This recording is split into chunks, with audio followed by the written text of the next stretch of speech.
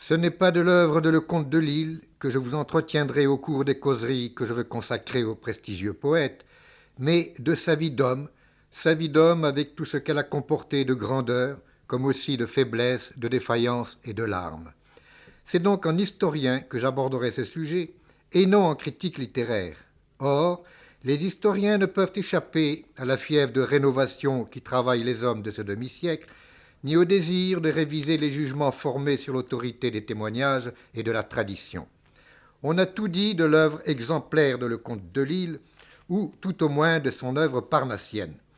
Pourtant, ses biographes n'ont pas donné l'importance qu'il mérite au milieu dans lequel s'est ouvert l'esprit du poète, au cadre familial, aux paysages qui ont formé son originale sensibilité. Il parle peu ou point de ses chutes, des fléchissements de sa conscience, parce que la lumière n'a pas été projetée sur les tristesses, sur les révoltes, sur les désespoirs de son adolescence. La pudeur dont on se croit obligé de masquer la vie privée des grands hommes a déformé celle de ce personnage pourtant si près de nous, en figeant sa silhouette dans des attitudes définitives qui ne supportent pas l'exploration de ce terrain mouvant qu'est la petite histoire.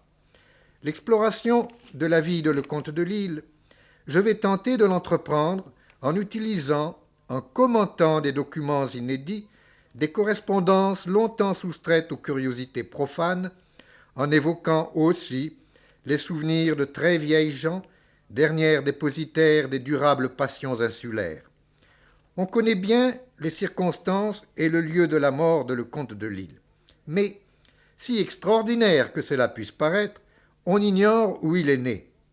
À Bourbon, certes, mais dans quel quartier, comme on dit là-bas, de la petite île? On dispute encore pour savoir s'il a vu le jour dans l'habitation de Villefranche, ou sur les hauts de Saint-Gilles, ou dans la ville de Saint-Paul. Son acte de naissance ne permet à cet égard aucune réponse satisfaisante, et les témoignages que peuvent s'opposer les chercheurs demeurent contradictoires. On admet cependant que Charles-Marie René Lecomte de Lisle est né dans la paroisse de Saint-Paul le 22 octobre 1818. Il mourut à Louveciennes le 17 juillet 1894 dans sa 76e année. Ce qui fait la singularité d'un pareil personnage, c'est le perpétuel contraste entre ce qu'il fut et ce qu'il a montré de lui-même, entre le décor et la réalité, le cadre et le tableau. Le cadre, il fut dans son jeune âge bien propre à développer chez le petit Charles la douloureuse sensibilité dont il fera preuve toute sa vie, et la forme somptueuse de son imagination, parce que, plus qu'un autre, il participait aux confidences d'une nature nulle part aussi prodigue de ses lumières et de ses ombres. Sa famille, nous la connaissons bien grâce aux travaux définitifs auxquels Hippolyte Fouque a attaché son nom, en dissipant bien des ombres que les Leblond, Estève ou Pierre Flotte n'avaient pas réussi à percer. La figure de Charles Guillaume Jacques, le père de notre poète, demeure en vérité assez énigmatique et continue d'alimenter bien des sujets d'hypothèse, pour ne pas dire de discussion. Il est certain, en tout cas, qu'il est né en 1787 à Dinan et qu'il était au 100 jours chirurgien sous aide à la Grande Armée, après avoir débuté l'année précédente dans le corps de Bavière. Sa carrière a donc été fort brève, puisque la chute de l'Empire, en brisant son caducée, le rendait à la vie civile et à la pauvreté. Esprit aventureux, fidèle peut-être aux aigles qu'il avait servis pourtant obscurément, il ne peut supporter les avanies dont les nouveaux messieurs de la Restauration couvraient abusivement les anciens compagnons de l'exilé. Il décidait donc, en 1816, de tenter fortune à Bourbon, où, un an plus tard, il épousait Anna Suzanne de Lanux, fille de Louis-Auguste d'Héricourt de Lanux, propriétaire à Saint-Paul. Mademoiselle de Lanux descendait d'une vieille famille du Languedoc, dont un représentant, le marquis François, compromis dans la conspiration de ces Lamarre, s'était réfugié en Hollande avant de s'établir à Bourbon, où il avait débarqué en 1720 avec la permission du régent. La fille de ce François de Lanux, qui fut le trisaïeul de Lecomte de Lille, avait épousé à Bourbon Paul de Parny. Elle fut la mère d'Évariste Désiré de Forges, chevalier puis vicomte de Parny, l'auteur des élégies et de la guerre des dieux, le chantre d'Éléonore, le libertin passionné qui, pendant un demi-siècle, passa pour l'un des plus grands poètes français. Si, en France, la notoriété de Parny était éclipsée par celle de Vigny, à Bourbon, elle demeurait prestigieuse, et l'on ne manquait pas, dans la famille Lecomte de Lille, de tirer vanité de cette illustre parenté.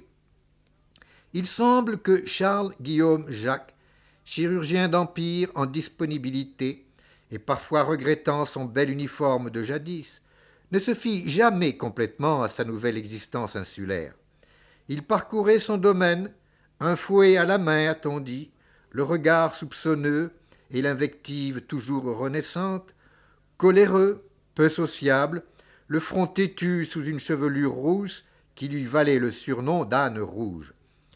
Le témoignage de son arrière-petite-fille, encore qu'il surgisse d'un héritage de véhémence familiale les plus durables comme chacun sait, confirme le sentiment d'indécision et, disons le mot, de malaise qu'impose la biographie de ce déroutant personnage. Il est bien vrai que ce dernier avait un caractère abrupt, mais il avait tout de même du caractère, ce qui n'est pas si commun. L'autorité ne s'acquiert parfois qu'au détriment de l'agrément, et l'on pourrait trouver difficilement en cet homme morose un désir de plaire. Et pourtant il plaisait, ou du moins retenait l'attention. Hippolyte Fouque nous le dépeint comme un cœur tendre, attentif aux moindres détails concernant la santé, l'éducation, les études de l'enfant dont il était séparé. Mais, ajoute-t-il, ces qualités foncières ne sont pas incompatibles avec un tempérament vif et coléreux, une tendance autoritaire, un comportement renfermé. Les jugements qui ont été portés sur Charles Guillaume comportent, semble-t-il, bien des réserves. La cause n'est pas entièrement plaidée dans ce pays où il a laissé des souvenirs si contradictoirement accentués, pas plus que le réquisitoire ne saurait être prononcé. Ce n'est pas aujourd'hui ni en ce lieu que le verdict sera rendu. Madame le comte de Lille, l'épouse de l'âne rouge, était-elle orgueilleuse, repliée dans la hautaine certitude de sa supériorité? On l'a dit, on continue de le dire, mais là encore des réserves s'imposent, car il est dangereux et vain de vouloir tenter des rapprochements arbitraires entre des mots et des sentiments qui ne sont plus du même temps. Pourtant, il est certains états d'esprit, certains états physiques, signalés autrefois comme des singularités dans ce charmant pays où l'on peignait de rose et de bleu les murs de la vie, qui ne supportent pas les expressions d'aujourd'hui. Comment pourrions-nous expliquer le mal dont souffrait Madame le comte de Lille sans prononcer le mot neurasthénie, avec tout ce que ce mot comporte d'incertitude, de caprice, d'inquiétude, de souffrance aussi et d'inconstantes exaltations. C'était assurément une grande dame, très fière de sa noblesse, d'impeccable manière, mais portant une moue de dédain en toutes circonstances et, peint sur le visage, un air d'ennui qui masquait une très vive, une saignante sensibilité. La mésentente qui régna toujours entre ces 6 enfants fut pour la malheureuse une source d'anxiété qu'adoucissait seule peut-être la tendresse de Charles, le grand-fils qui lui ressemblait et qui l'aima véritablement. Ainsi vécut, jusqu'à ce qu'il quittât définitivement ce foyer, entre un père voltairien, un peu anarchiste, mais très occupé de ses affaires, et une mère fantasque et pieuse, l'adolescent qui nous occupe. Le paysage qu'il avait sous les yeux, nous le connaissons à travers ce qui peut subsister du mélange étonnant de nonchalance et de douce fatalité sur lequel s'ouvrit sa jeune intelligence. On se représente facilement le jeune Charles, médiocre écolier, errant dans les champs paternels où les esclaves se dressaient pour saluer le petit maître. La vue de ces hommes et de ces femmes, ils étaient plus de 60 000, condamnés à servir jusqu'à leur mort les 5 000 blancs à qui ils appartenaient, Excitait-elle la compassion du jeune promeneur et fut-elle à l'origine des opinions que plus tard il devait professer? En vérité, je ne le crois pas. Ce spectacle était pour lui naturel. Il était jeune, il était de son temps, et, à l'exemple de son père, il ne pouvait reconnaître des semblables en ces êtres que Dieu avait désignés pour accomplir sans espoir d'évasion les dures besognes nourricières. Oh, je sais bien, il écrira plus tard sa Katov, le bon noir et le mauvais blanc, l'esclave au cœur pur et le maître inhumain. Il n'y a pas moins de faux romantisme dans ce pathos que dans la case de l'oncle Tom. Mais cet appel à une sensiblerie de mauvais goût était une forme de la publicité que se faisait alors le comte de Lille parmi les jeunes excités à la barbe naissante, auxquels il apportait le témoignage d'une expérience douteuse mais qui flattait sa vanité. Par un paradoxe dont il sentira toute l'ironie, le fils du négrier ira pérorant dans un cercle de faux exaltés qui marquera par ses applaudissements l'abîme qu'alors il ouvrait entre sa littérature et la vie. Mais pour l'heure, il n'est encore qu'un garçon de 10 ans assez abandonné à lui-même, invinciblement attiré par la nature, qu'un enfant sait toujours écouter et entendre. Les ciels de Bourbon, ces ciels dégagés pour l'envol des dieux, lui inspirent ses premiers songes, ses premiers chants, ces premières inventions de l'esprit que seul comprend et berce le cœur maternel.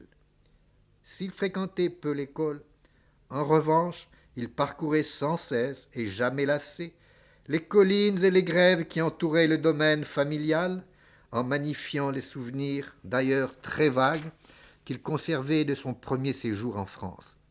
Il n'avait que 2 amis, Ernest Lebrun et surtout Charles Adamol, avec lesquels, à l'âge où la voix commence de s'affermir, il reconstruisait le monde tel qu'il apparaîtra un jour dans le catéchisme républicain.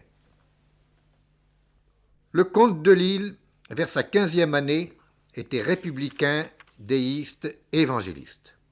Il ne savait pas probablement très bien ce que cela voulait dire, mais nous retrouvons dans cette profession de foi les 2 influences qui s'opposaient au sein de sa famille, celle du père physiocrate, admirateur de Rousseau, de Florian, de Quesnay, de Voltaire bien sûr, celle de la mère qui s'interdisait scrupuleusement de juger l'Église et le pouvoir. L'amour s'éveilla en lui à cette époque. Cette précocité est naturelle dans un climat où l'enfance passe vite et où les passions de l'homme s'agitent déjà chez l'adolescent. La première émotion sentimentale qui devait laisser sa trace sur la vie entière de le comte de Lille fut à la fois brûlante et platonique.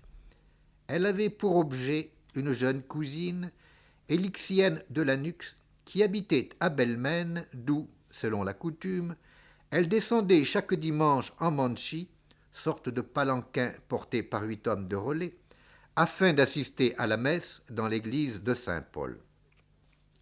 L'adolescent guettait son passage, dissimulé derrière les tamariniers qui bordent encore la majestueuse chaussée, dont les créoles, hélas, ne savent plus admirer le mélancolique abandon. Il la suivait dans la chapelle, admirant de loin la forme exquise, agenouillée sur son prie-dieu, et accordant au rythme de sa foi les prières qui sortaient de ses lèvres. Quand le frais visage se relevait à la voix de l'officiant, les lumières de l'autel nimbaient ses blonds cheveux d'une sublime auréole, alors Charles essuyait furtivement ses premières larmes d'amour. Or, un jour, que croisant sur un chemin étroit le léger manchi au rideau de batiste, il demeurait immobile, pétrifié de bonheur, cherchant les mots qui les eussent tous 2 élevés jusqu'aux cieux. Les esclaves avertirent leur maîtresse qu'un jeune blanc les empêchait d'avancer. Alors, la jeune fille, se penchant hors du palanquin, s'écria d'une voix courroucée « Boy, si le manchi n'est pas au quartier dans 10 minutes, tu recevras 25 coups de chibouk. » Mademoiselle de Lanux, après 8 mois de mariage, devait mourir à 20 ans, Et le comte de Lille, malgré la rencontre du chemin de Belmen, en éprouva une douleur que traduisent les vers déchirants de l'admirable élégie du Manchi. Et dans l'illusion suprême, quand l'homme parvenu au terme de la vie se retournera sur son passé et emplira une dernière fois ses yeux des visions qui hantaient sa jeunesse, c'est vers celle-là qu'il s'arrêtera le plus longtemps. Cette aventure ne décida pas, bien sûr, du destin littéraire de Charles, mais elle sera la raison ou le prétexte de ces fêtes de spectres, de ces amours à jamais mortes qu'il imaginera et qui scintilleront comme des larmes tardives lorsque les souvenirs anciens lui deviendront obsédants et cruels. Il n'est pas douteux que les grandes compositions aux couleurs contrastées, les fêtes du sérail, la ville prise, le feu du ciel, n'aient exercé sur l'art de Lecomte de Lille, tel qu'il se révélera plus tard dans les poèmes barbares, une profonde influence.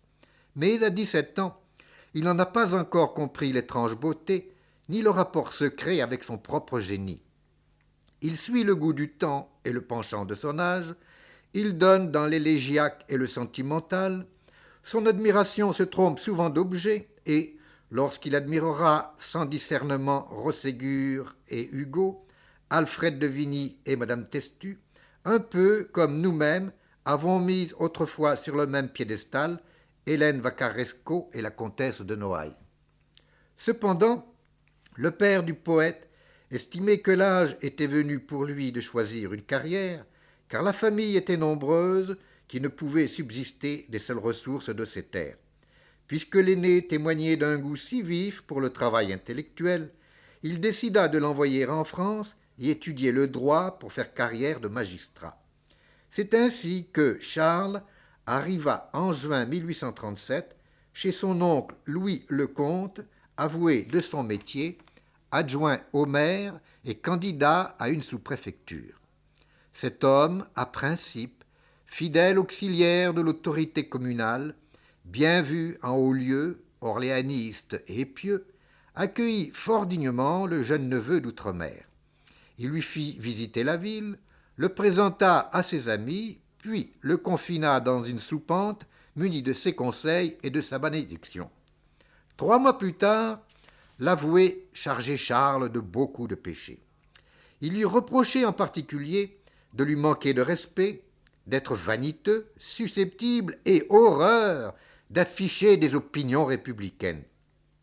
L'oncle, bien pensant, qu'affolait littéralement les silences glacés du préfet, s'empressa donc d'évacuer sur Rennes ce neveu indocile et frondeur qui compromettait de si fâcheuses manières son avenir administratif. À Rennes, Charles se rendit sans hâte à l'université pour y prendre ses premières inscriptions. Là, on lui demanda, selon la règle, de verser à son dossier son diplôme de bachelier. Il ne put, évidemment, satisfaire à cette étonnante exigence, car personne dans la famille ne s'en était avisé. Il fallut en référer à Bourbon, où le père de notre héros, déclarant stupide une pareille formalité, écrivit au ministre « Je ne sais en vérité, monsieur, quand le gouvernement cessera enfin de faire des bêtises. » Force lui fut cependant de s'incliner et d'ordonner à son aîné d'acquérir sans tarder l'indispensable parchemin. Le 14 novembre 1838, Charles triomphait. Oh, sans gloire! Ses notes traduisaient en toutes les matières une faiblesse affligeante, mais peu importait aux nouveaux bacheliers les piqûres d'amour-propre. L'essentiel pour l'instant, c'était d'être débarrassé des contraintes scolaires, à l'égard desquelles il manifestait une insurmontable aversion, pour s'abandonner tout entier, il l'avouait sans détour, à l'inaction physique et aux flâneries littéraires. Inscrit enfin à la faculté des lettres, il était bientôt exclu de la studieuse communauté, son assiduité ayant été jugée scandaleusement insuffisante. La fin de l'année lui apportait ainsi une redoutable échéance. Qu'allait dire la famille de Bourbon en apprenant que l'étudiant n'avait même pas affronté les épreuves de l'examen? Oh, il s'en doutait bien. Aussi n'éprouva-t-il nulle surprise lorsque M. le comte de Lille, informé par son cousin de Dinan, lui coupa les vivres d'un trait de plume. Si le cousin s'était souvenu de sa propre jeunesse, il eût tenté d'excuser l'étourdi, mais l'intègre avoué était né vieux. Aux reproches que Charles méritait sans contredit, il ajoutait complaisamment ses propres griefs, sachant combien le père lointain et mauvais juge en la matière en serait irrité. Il appuyait lourdement sur le caractère altier de Charles, sur le débraillé de sa tenue, sur ses fréquentations qu'il qualifiait de douteuses, sur son insolence et surtout sur ce qui devait écorcher la ladrerie du chef de famille, l'achat d'une paire de lunettes ainsi que celui d'une pipe en écume pour le prix exorbitant de 16 francs. La malveillance de l'oncle, la colère du père, c'était beaucoup. Charles fut jeté à la rue. Je vais donc, écrivait-il à un ami, goûter d'une nouvelle existence. Je vais donc vivre de mon propre travail, ce qui, ajoutait-il prudemment, me paraît peu probable, car je ne suis bon à rien, si ce n'est à réunir des rimes simples ou croisées, lequel travail n'a pas cours sur la place, comme dit Chatterton. Malgré l'exemple de Chatterton, il prend la plume, travaille en fumant la fameuse pipe à 16 francs, objet de l'indignation familiale, et, à l'automne de 1839, présente à Gosselin, l'éditeur de Lamartine, un recueil de vers, cœur et âme, qui est refusé. Il songe alors à ouvrir une école où il préparerait les enfants à un baccalauréat qu'il avait lui-même si difficilement obtenu.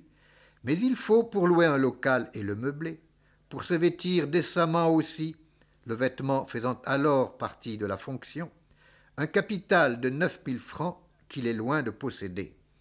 Son indigence l'écartait donc des pédagogies alimentaires sur lesquelles il avait fondé des espoirs en vérité fort modestes.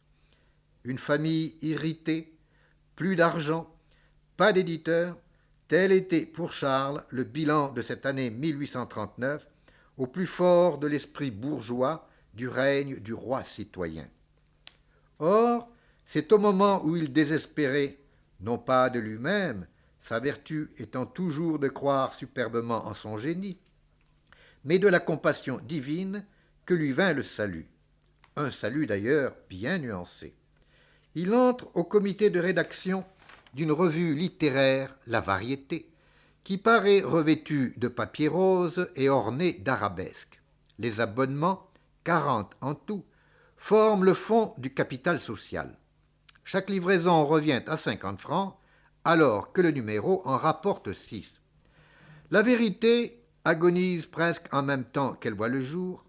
Elle vivra 1 an cependant, et au cours de ces 12 mois, le comte de Lille aura fait parler de lui. Il aura correspondu avec Chateaubriand, non pas certes de confrère à confrère, mais pour solliciter la collaboration du grand homme qui, en vérité, déclinera cet honneur. Il connaîtra Turquetti, George Sand aura entendu son nom, il aura été, dans un cercle encore restreint, un objet de curiosité. Modeste départ, mais départ tout de même, que brise net la faillite de La Variété. Charles retombe dans sa solitude et dans une misère qui lui paraît plus intolérable depuis qu'il a senti pousser ses ailes. Il descend jusqu'au fond le puits froid et noir de la pauvreté. Il n'en peut plus. Que faire? Accepter de collaborer, ainsi qu'il en est prié, au Scorpion, journal satirique, mais en fait, feuille de chantage où il se serait déshonoré. Il a le courage de refuser. Pourtant, ce jeune homme de 24 ans, sans métier, sans ressources, est au bord du gouffre. Alors, comprenant qu'il se dégraderait en continuant de battre le pavé, il sollicite le pardon des siens et prend passage à Nantes sur la Télaïre pour regagner Bourbon. Ainsi donc, voici notre poète de retour, non plus à Saint-Paul, mais à Saint-Denis, où son père, pour des raisons qui n'ont pas été éclaircies, venait de s'installer. Charles Guillaume possédait encore une quarantaine d'esclaves qu'il louait à des particuliers, et parmi ces esclaves se trouvait le fameux Sakhatov dont il a été question dans ma précédente causerie. Charles n'est plus laissant fluet et gauche d'autrefois. Il a jeté sa gourme et pris de l'assurance. Il a voyagé, Il s'est frotté à une société que les bons créoles imaginent dispensatrice de tous les enseignements. Il a écrit à Chateaubriand, à George Sand, dont il parle avec une familiarité détachée.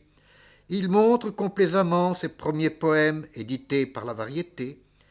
Il étonne, il effraie un peu, car il est suffisant par orgueil, tranchant dans ses conversations, mais il dispose, sur qui l'écoute, d'un véritable ascendant.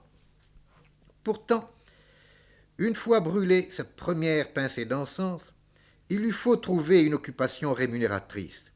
Il s'est, fort habilement, fait précéder d'une réputation de juriste. Cependant, sans la licence en droit, le barreau et la magistrature lui sont fermés. Qu'à cela ne tienne, il ouvrira un cabinet d'affaires. Mais quel homme d'affaires, ce poète de 25 ans. Il n'a pas la moindre teinture de droit. Néanmoins, secouant sa naturelle apathie, il s'y met. Il se trempe dans le jargon judiciaire et y barbote de si bon cœur qu'on le croirait né chicano. Tout artifice de procédure lui est bon. Ses conseils ne manquent pas de pertinence. Il a vraiment l'étoffe du personnage auquel il se résigne à ressembler. Mais ce beau feu ne dure pas. Bien vite, il se lasse de la procédure et des voies d'exécution. Au surplus, sa fougue même écarte les plaideurs qui préfèrent à ces assurances toujours démenties la solide expérience des basochiens de bon teint. Dans son cabinet déserté, il s'ennuie bientôt à mourir. La nature, en même temps qu'elle a mis en lui une intelligence supérieure, l'a doué d'un tempérament de créole à la fois indolent, orgueilleux, passionné. Il n'aime pas l'action, il n'aime pas la foule. Son esprit est en équilibre instable entre l'infini de ses désirs et l'étroitesse des réalités. L'activité des hommes insulte à sa solitude et à son immobilité. Il est la proie d'accès d'angoisse inexpliquée et de tristesse sans cause. Avec cela, un caractère entier, un immense orgueil, l'envie de dominer. L'orgueil, porté à ce point, est une force, c'est aussi une infirmité morale, une cause de faiblesse et de souffrance. Il lui faudrait une grande aventure pour le calmer, mais il se heurte au mur étroit de sa case, pourtant si joliment fleurie, à ceux encore plus étroits de l'opinion publique. Des barrières infranchissables arrêtent sa course, il remet éternellement ses pas dans ses pas, ses songes dans ses songes, il tourne en rond dans une ère indigne de lui, remâchant les déboires de toutes sortes qui lui sont infligés par les hommes et par le sort. Il n'a plus d'amis à qui confier ses tourments. Adamol, le doux et paisible Adamol, s'est marié à Saint-Paul où il réside toujours. Esprit débonnaire, assez terne, il n'a pas connu le bonheur, qui n'aurait d'ailleurs pas été capable de goûter. Mais toujours dévoué, il se charge de proposer au courrier de Saint-Paul les vers que le poète compose dans la varangue dionysienne. Négociation difficile, le caractère entier de Charles ne souffre aucune contradiction, aucun marchandage, aucun compromis. En envoyant sa copie à Adamol, il le somme d'exiger qu'il n'en soit pas retiré un mot, une virgule, un alinéa. Et comme le journaliste ne se soumet pas, Adamol, navré, retourne ses manuscrits à l'irascible écrivain. Ces déconvenus accentuent chez le comte de Lille ce sentiment de dépaysement qui froisse vivement ses compatriotes si attachés à leur petit pays. Il ne voit plus en lui un créole de pure essence. Il s'écarte de l'orgueilleux en le raillant chaque jour plus cruellement. Charles durement tirera vengeance de ses humiliations. Le créole, écrira-t-il un jour, a le cœur fort peu expansif et trouve profondément ridicule de s'attendrir. Ce n'est pas du stoïcisme, mais bien de l'apathie et, le plus souvent, un vide complet sous la mamelle gauche, comme dit Barbier. Le créole est un homme grave avant l'âge qui ne se laisse aller qu'aux profits clairs et nets, aux chiffres irréfutables, au son harmonieux du métal monnayé. Après cela, tout est vain. Amour, amitié, désir de l'inconnu, intelligence et savoir. J'ai toujours pensé que l'homme ainsi fait n'était qu'une monstrueuse et haïssable créature. Qui donc en délivrera le monde? Nous savons les motifs de ce jugement abrupt, cruel et faux, que ses compatriotes ne lui ont pas tout à fait pardonné, et de quel froissement intime ces mots sont l'expression douloureuse.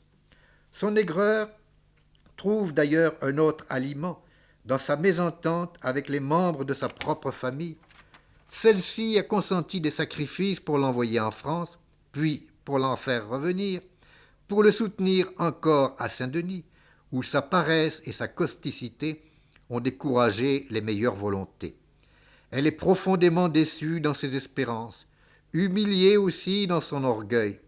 Son père lui reconnaît une belle intelligence, mais lui jette rudement à la face son égoïsme, son indolence, la désinvolture avec laquelle il traite les gens les plus respectables. Il n'est pas loin de lui prédire le cachot et la corde. Seule sa mère lui conserve son indulgence et sa tendresse, encore qu'elle ne lui ménage pas, elle non plus, ses reproches. On comprend que le comte de Lille étouffe dans une pareille atmosphère. Voici 14 mois que je suis à Bourbon, écrit-il en 1845. 420 jours de supplice continu, 10 081 heures de misère morale, 60 480 minutes d'enfer. Il n'est pas Dieu possible que cela ne me soit pas un jour compté. Dieu l'entend et l'exauce. Un ami de France lui propose un poste de rédacteur à la Démocratie pacifique, journal phalanstérien de Paris, aux appointements annuels de 1800 francs. Il hésite juste le temps d'apaiser sa conscience, car il n'est nullement phalanstérien, ou du moins pas encore, et le prix du voyage, déboursé de mauvaise grâce par le chef de famille, y prend place le 23 mars 1845 sur le trois-mâts L'Anna, capitaine Armange, qui le dépose en juin sur le terre-plein de Nantes. C'est au cours de cette traversée qu'il recueille les impressions desquelles naîtront beaucoup plus tard deux morceaux des poèmes tragiques, l'Albatros et Sacra-Fames. C'est pour propager la doctrine de Fourier, mort en 1837, que Victor Considérant avait fondé une revue, La Phalange, et le journal quotidien La Démocratie pacifique, où le comte de Lille était appelé à produire ses talents. Charles Fourier, auteur de la théorie des 4 mouvements et des destinées générales, enseignait que l'harmonie universelle est fondée sur l'attraction passionnelle obtenue par l'organisation phalanstérienne. Il n'avait pas réussi à imposer à l'esprit conformiste de l'époque des idées qui paraissaient alors nuageuses et encore moins à les réaliser dans les faits. Mais un petit nombre de fidèles, comme il s'en trouve toujours lorsque surgit de la foule une idée de combat, s'étaient groupés autour de Considérant pour recueillir l'héritage du maître. L'école sociétaire qu'ils avaient formée s'était donné pour tâche de propager la doctrine du défunt. Quelle allait être la place de le comte de Lille dans ce mouvement absolument inconnu du grand public? Il n'en savait rien en vérité. Il ignorait tout du fouriérisme, mais pour vivre à Paris, il avait accepté d'entrer à la démocratie pacifique. Pour y demeurer, il fallait être phalanstérien. Ce fouriériste par persuasion n'était guère en état, on le comprend, de prêcher l'évangile nouveau. Il devait tout au moins commencer par l'apprendre. Il s'y efforce honnêtement, mais jusqu'à la fin de 1846, on ne trouve, dans le journal auquel il apporte sa copie, que 2 comptes rendus de théâtre et quelques nouvelles où se mêlent ses souvenirs d'enfance à Bourbon, des impressions d'escale au cap de Bonne-Espérance. Le tout dans le meilleur goût romantique d'après 1830. Il donne aussi à la Phalange des poèmes de la même venue que ceux que publiait jadis la Variété, mais accordés aux sentiments et aux idées du groupe phalanstérien. Charles fait donc preuve de beaucoup de bonne volonté sur la tribune bien étroite de laquelle il veut s'élancer vers la gloire. Heureusement, Thalès Bernard et Louis Ménard l'introduisent dans une société plus littéraire que celle du groupe phalanstérien. Ils le mettent en relation avec Théodore de Banville, qui vient d'écrire coup sur coup les cariatides et les stalactiques, et avec Baudelaire, qui a déjà accompli le fameux voyage à propos duquel deux érudits que nous connaissons bien continuent de disputer aujourd'hui. C'est le moment où la Renaissance hellénique, suscitée par Chateaubriand et par Chénier, favorisée aussi par la sympathie générale pour la cause de l'indépendance grecque, gagne l'art et la poésie. Le comte de Lille n'est pas grand clerc à cette époque en matière d'antiquité. Il avait obtenu à la version sur Homère qui lui était imposée au baccalauréat une note proche de l'éliminatoire. Mais il comprend vite l'avenir d'un mouvement auquel s'attache la caution de si grands noms et auquel lui aussi il attachera le sien. L'Adénus de Milo, publié dans les premiers mois de 1846, par le goût de la beauté grecque, des attitudes calmes et des lignes harmonieuses qu'elle affirme, attire sur lui les plus flatteuses attentions. L'année 1846 marque dans la carrière poétique de Lecomte de Lille une date et une étape décisives. Il abandonne non pas le romantisme, il restera romantique toute sa vie, mais l'esthétique romantique qui fait l'originalité, si l'on peut dire, de Hugo. C'est alors qu'il publie Les Sandales d'Empédocle et Tantale, qui forment en quelque sorte le noyau des poèmes antiques. L'idylle antique et l'églogue harmonienne, Illas, Glossée, Thionée, des fragments d'Orphée et Chiron. D'autres pièces traduisent les inquiétudes métaphysiques dont il est envahi. C'est la recherche de Dieu, le voile d'Isis, la fontaine d'Éliane, ce dernier morceau évoquant les paysages de son île natale qui continue de le poursuivre. Il reconnaît alors que son séjour à Bourbon n'a pas été inutile. Les 2 années qui nous ont séparés, écrit-il à un ami, ont été favorables au développement de ma poésie. Ma forme est plus nette, plus sévère et plus riche. Cela est vrai. Ces formules marquent le sommet où il conçoit l'esthétique que requiert sa nature morale et ses goûts littéraires, où il sera discipliné, contenu, d'aucuns diront même étouffé par son art. Il a enfin trouvé sa voie. Ses poèmes sont lus, commentés, goûtés par les uns, aigrement dénigrés par les autres, ce qui est aussi une forme du succès.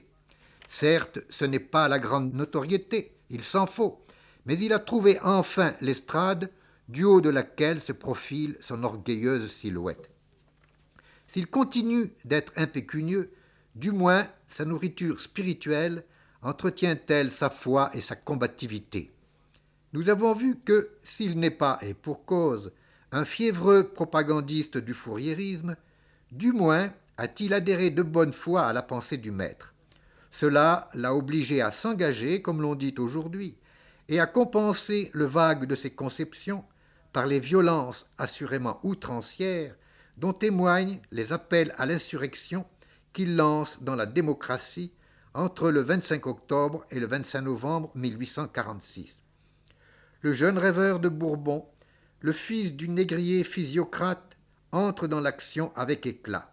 Mais encore une fois, est-il sincère lorsque, évoquant d'une manière d'ailleurs bien singulière les souvenirs de la Convention, il prêche sans phare l'appel aux armes.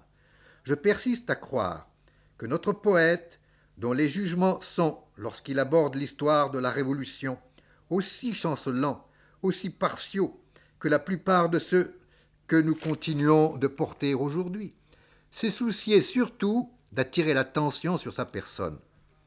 Il faut faire la part de la rhétorique et de la surexcitation qui régnait à cette époque dans le petit cénacle que fréquentait notre jeune rénovateur. Il faut tenir compte aussi de sa situation matérielle, des embarras d'argent qui l'assailliient au moment même où il croyait saisir la gloire et avec elle la fortune. Il en rend tout naturellement responsable la société qui tarde tant à le hisser sur le pavois. Cela ne durera pas, s'écria-t-il. L'heure viendra où il faudra bien que tout cela croule. Avec quelle joie je descendrai de la calme contemplation des choses pour prendre ma part du combat et voir de quelle couleur est le sang des lâches et des brutes. Ce n'est qu'une invective d'aigri, bien maladroite et sans force d'émotion. Mais ces propos nous font comprendre pourquoi il se jette à plein cœur contre un régime que matérialise seul, apparemment, le froid visage de Guizot, sa bête noire. Quelle part prit-il au juste à la Révolution? Nous l'ignorons. Mais elle éclate, cette révolution qu'il a prêchée. Et elle réussit. Le 4 mars 1848, le gouvernement provisoire charge une commission de préparer l'émancipation des Noirs dans toutes les colonies françaises. Le jour même, accompagné de son ami Vincent, Charles apporte à l'hôtel de ville le manifeste qu'il a lui-même rédigé et fait approuver, rue de Grenelle, par quelques jeunes gens idéalement ignorants. Nous tenons pour insensés et ennemis de leur pays ceux qui oseraient opposer une résistance coupable au décret libérateur du gouvernement provisoire. C'est net et c'est définitif. Or, il se trouve qu'à La Réunion, on ose opposer une résistance coupable au décret libérateur, et le comte de Lille s'étonnera candidement de la stupeur, puis de la colère de ses compatriotes, et surtout de celle de son père, qui, ruiné, lui supprimera une fois de plus la modeste pension dont il vivait jusqu'alors. Mais le comte de Lille n'attend pas d'être informé des conséquences à Bourbon de sa prise de position. Il a quitté Paris, obéissant aux ordres de Marc Dufresne, président du club des clubs auquel il s'est affilié, afin d'entretenir la flamme patriotique des Bretons. Voici donc notre poète chargé de créer des clubs, d'associer les électeurs, d'unir les républicains, de faire pénétrer le républicanisme par tous les pores, mais aussi de fournir au comité révolutionnaire des renseignements de toute nature sur l'esprit de la population. Tâche fort déplaisante pour qui comprend à demi-mot. Charles rencontre à Dinan son oncle Louis. On ne saurait s'étonner que ce dernier, il n'est plus maire, mais il conserve une grande influence sur ses concitoyens, ait accueilli plus que froidement le trop remuant neveu qui débarquait dans la cité avec la mentalité d'un commissaire de la Convention. Charles, un peu déçu, il conservera toujours une étonnante ingénuité, s'agite cependant. Il assiste le 14 avril à la mise en terre d'un arbre de la liberté, en présence des notables opportunistes, des pompiers et, ce qui peut surprendre un peu, du clergé. Il harangue les foules avec une véhémence sacrée. Comme Savonarole, distribuant les Florentins en deux camps, celui de Dieu et celui du diable, le comte de Lille distingue péremptoirement deux sortes des Français, les parfaits citoyens qui le suivent et les scélérats. Hélas, il s'éreinte, c'est son mot, sans autre résultat que d'assurer par ses déclamations nébuleuses le succès de la liste adverse. Un jour enfin, ayant prononcé un discours violemment anticlérical, menacé d'être lapidé par le peuple souverain, il enjambe précipitamment une fenêtre et il s'enfuit dans les champs. Il abandonne sans regret la mission qu'il a mise en contact avec ce qu'il appelle l'état d'abrutissement, d'ignorance et de stupidité de la Bretagne. Néanmoins, cette prise de contact avec la réalité lui a ouvert les yeux. Il n'a plus d'illusions sur les chances d'avenir d'un régime issu 2 mois plus tôt des journées de février. Il est clair comme le jour, écrit-il à Louis Ménard, qu'on veut nous escamoter la Révolution. L'Assemblée sera composée de bourgeois et de royalistes. Elle votera de belles et bonnes lois réactionnaires, laissera à l'ordre social et politique existant sous Louis-Philippe subsister indéfiniment, et, qui sait, nous imposera bientôt une autre royauté. Eh bien, l'on en verra de rudes. Je ne désespère pas, pour mon compte, d'aller crever au Mont Saint-Michel.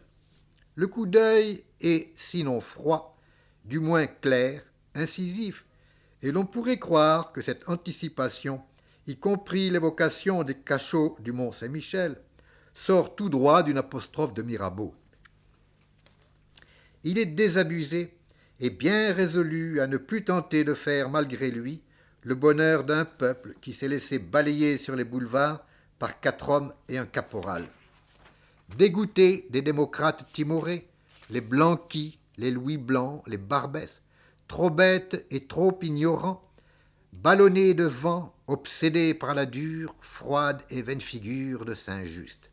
Il comprend enfin qu'il a autre chose à faire dans la vie que de pérorer dans les assemblées, de descendre dans la rue, d'affronter la foule bêtement, gratuitement, inutilement. Il se rappelle qu'il est poète, à la vérité c'est la seule chose qu'il n'ait jamais oubliée, et il ne veut plus être que poète.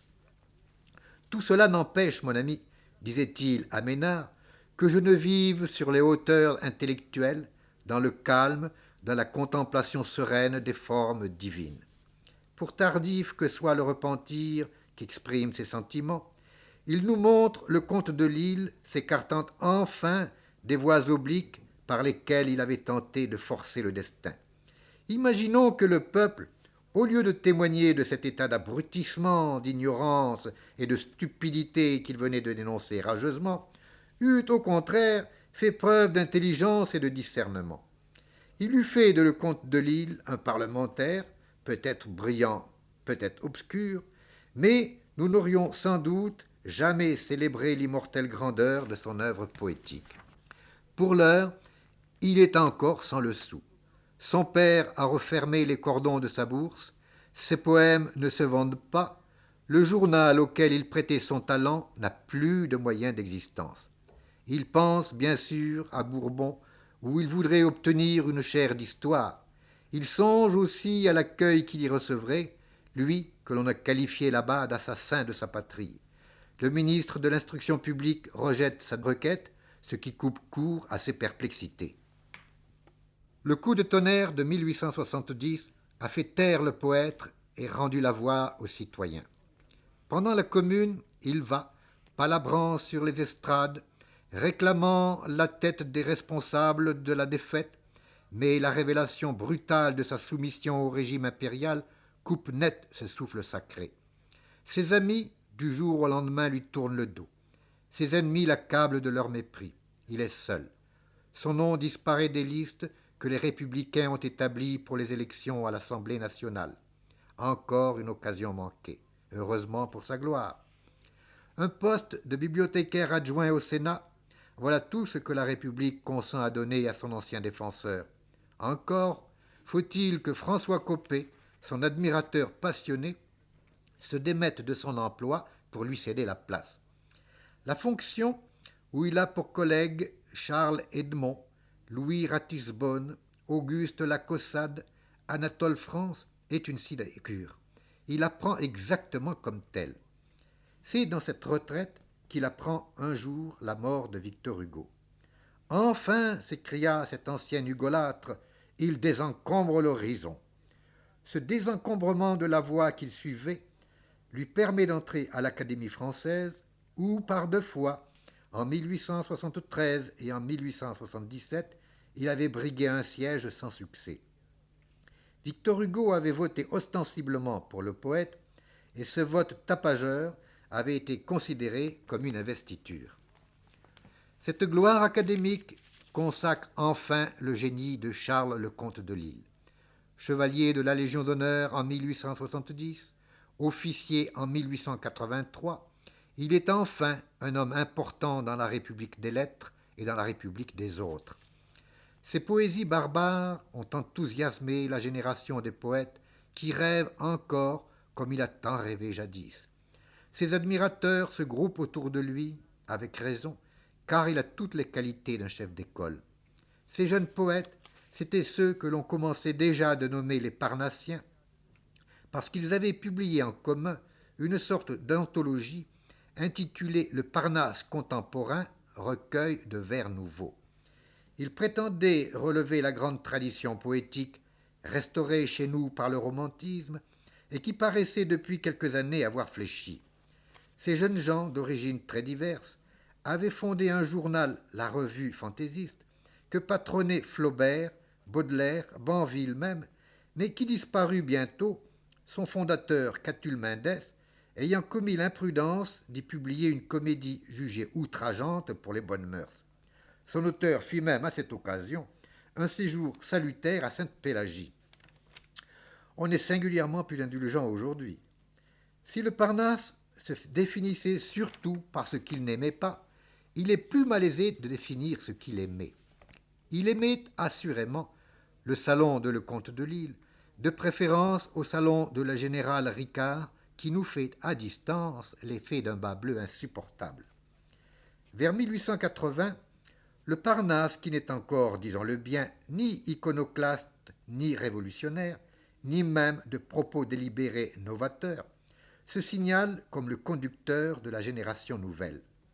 Le comte de Lille lui donne la curiosité de la nature exotique et ce goût pour la forme épique qui a laissé une trace si marquée dans les contes épiques de Mendes, dans les récits épiques de Coppée, dans les siècles morts de De Guerne et surtout dans les trophées de José Maria de Heredia. Mais ce maître reconnu, fut-il toujours le bon conseiller des probités littéraires, le soutien vigilant des consciences poétiques? S'est-il interdit d'imposer sa manière à ceux qui sollicitaient ses avis? La connaissance que nous avons du caractère de Lecomte de Lille donne une singulière saveur au jugement perfide que portait sur lui Catulle Mendes. S'il fut dans le livre une souveraine intelligence, si son intimité nous fut conseillère de beaux devoirs, il n'en faut pas moins reconnaître aujourd'hui que le joug de son génie nous fut assez dur et étroit. Il répugnait, hélas, aux nouveautés, aux personnalités qui auraient pu contraindre la sienne. On peut le dire.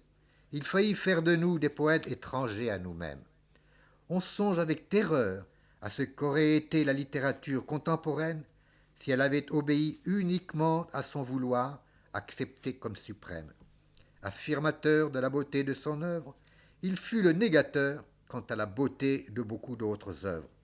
Plusieurs d'entre nous ont dû se défaire de ces injustices. Par contre, proclamait Heredia, son disciple le plus cher, il avait du chef reconnu du Parnasse la faculté si rare de se dédoubler, de se mettre, comme il disait en riant, dans la peau des autres, et toujours il nous donnait, suivant notre nature, le meilleur conseil. Ces deux jugements ne sont nullement inconciliables. Le comte de Lille, nous le savons assez, n'était pas l'homme des concessions, des demi-mesures. Il devait exercer, avec désintéressement certes, une domination tyrannique sur ceux qui se proclamaient eux-mêmes ses élèves. Mais cette tyrannie était bienfaisante. Catulle Mendes, qui a gaspillé beaucoup de talent dans une foule d'œuvres dont peu continuent de s'imposer, ne se fût jamais élevé si haut s'il n'avait eu la bonne fortune de rencontrer tout au début de sa carrière le maître que, plus tard, il reniera. Ce qui est certain, en tout cas, c'est que sans le comte de Lille, Léon Dierx n'aurait su exprimer en vers aussi pur cette tristesse hautaine, cette adoration de la beauté, ce sentiment profond de la nature qui nous enchante durablement. Jean Lahore n'aurait pas chanté l'illusion, ni développé ce panthéisme naturaliste auquel s'est complue sa pensée. Sans le comte de Lille, enfin, José Maria de Heredia, dont il semble que le nom même soit un titre de poème, n'aurait peut-être pas, dans les trophées, enfermé en une centaine de sonnets la vision sublime de l'histoire et du monde. Même parmi ceux qui, vers 1880, ont suscité une réaction contre l'art parnassien, demeure l'influence profonde de Lecomte de Lille. Verlaine lui-même, l'affreux Verlaine, le squelette gras, s'est nourri en son temps des poèmes antiques. Il n'est que de relire les poèmes saturniens pour en trouver la preuve. Ses convictions sur le rôle du poète dans les sociétés primitives et dans les civilisations modernes rappellent trop sensiblement, pour ne pas en être directement inspiré, celles de Lecomte de Lille. Quelques semaines avant sa fin, nous dit Hippolyte Fouque, Il dînait chez madame Guillaume Bert avec Henri de Régnier. Ils n'étaient que trois. Après le repas, au salon, le comte de Lille prend un volume des poèmes tragiques posés sur un guéridon, l'ouvre aux pages de Si l'aurore, et, d'une voix lente et sourde, il lit les strophes magnifiques chargées d'une si poignante nostalgie. Si l'aurore toujours de ses perles arrose cannes, gérofliers et maïs onduleux, j'ai goûté peu de joie et j'ai l'âme assouvie des jours nouveaux non moins que des siècles anciens. Dans le sable aride où dorment tous les miens, que ne puis-je finir le songe de ma vie? Que ne puis-je coucher sur le chien-dent amer, chair inerte vouée au temps qui la dévore, m'engloutir dans la nuit qui n'aura point d'aurore, au grondement immense et morne de la mer. Quand il eut fini, il posa le livre, baissa la tête, et silencieusement il pleura. Ainsi, après toute une vie de lutte et de gloire, la dernière aspiration du poète, les dernières larmes allaient vers ce petit cimetière Saint-Paulois où, depuis 54 ans, dormait son premier amour. Ses cheveux sont devenus blancs, son front est ridé. Il a autour des lèvres un pli douloureux et au fond des yeux une détresse hautaine. Pourtant, la taille ne se courbe pas. Son visage, comme jadis, semble modelé dans la lumière, mais le chêne est foudroyé. Un jour, un refroidissement le prend. Une pneumonie se déclare. Son ami breton vient l'assister, et, comme il se retire en lui disant au revoir, adieu, répond le mourant. Il s'éteint le 17 juillet 1894 sans souffrance, humilis et relicta.